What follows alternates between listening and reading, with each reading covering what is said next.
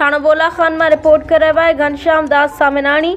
थाणो अहमद खान दाऊ link ता brake fail थियण सबब सुजुकी कल्टी थाणो बोला खान से ताल्लुक़ रखंदड़ सुजुकी में सवार मंगणहार बिरादरी जा 9 ॼणा ज़ख़्मी। एक ॼणो मुहर्रम पुट अकरम मंगणहार फोत थी वियो, जॾहिं त ज़ख़्मियुनि में ड्राइवर सिद्दीक पुट गुलाम हुसैन ख़ासकिली कासिम मंगणहार नंग लखा ॾिनो मोहम्मद अली सनाउल्ला जानी अकबर मंगणहार शामिल आहिनि। फोती जी लाश ऐं ज़ख़्मियुनि खे तालका अस्पताल थाणो बोला खान आंदो वियो, जॾहिं त कारो लखा ॾिनो सनाउल्ला अकबर खे गणती जोगी हालत में हैदराबाद अस्पताल मुंतक़िल कयो वियो।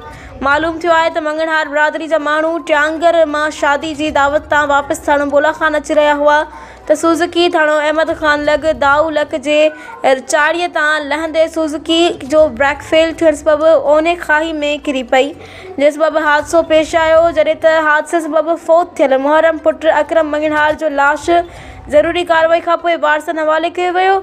नौजवान जो लाश घर पहुचण ते घर में कोहराम मची वियो आहे।